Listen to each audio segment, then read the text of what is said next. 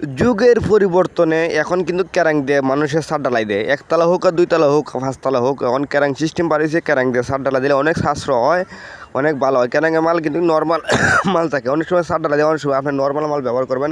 এই দেখেন আমার মালটা কিন্তু অনেক নর্মাল মাল দেওয়া হয়েছে। তো ছাদটা বান্ধ হয়েছে, ছাদটা মোটামুটি আমার এত বান্ধ হয়েছে, লাস্ট ফিনিশিংয়ে ছাদ ঢালাই 2 ইঞ্চি গ্যাপ পড়ছে। 2 ইঞ্চি টপ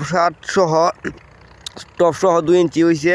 2 ইঞ্চি ছাদটা আমার বান্ধ হয়ে গেছে, হল কমপ্লিট বান্ধ হয়েছে, লেভেল টেবিল সব ওকে আছে। এখন শুধু ডালাই দেওয়ার বাকি। ডালাই কাজটা শুরু হয়ে গেছে, ইনশাল্লাহ আমরা ডালাই শুরু করে দিব। তো সবাই কিন্তু অপেক্ষা করতেছি কখন যে কখন ডালমু, ডালার জন্য অপেক্ষা করতেছি। তো সব মাল সামান ইন্তজাম হয়ে গেছে। তো আমি বলবো আপনাদেরকে, এই 2200 ফুট স্কোয়ার ছাদের মধ্যে কত বস্তা সিমেন্ট লাগলো, এই জিনিসটা আমি বলবো কত লাগবে।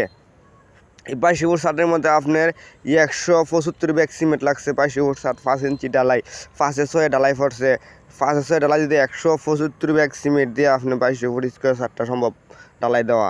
তো আমি আপনার এবং ইট বালু রড সিমেন্ট সমস্ত হিসাব কিন্তু আপনারা পাইবেন আমার কাছে। যে কোনো ধরনের ছাদের হিসাব আপনারা যদি চান যে কোনো সময় আমি আপনাদের হিসাব দেবো, কোনো সমস্যা নেই। ছাদে যদি আপনার লেভেল থাকলে কিন্তু আপনার ডালাইটা কম লাগে, লেভেলের উপরে কিন্তু ডিফেন্স করে, উপরে এবং নিচ দুটো সাইড কিন্তু লেভেল করতে হবে।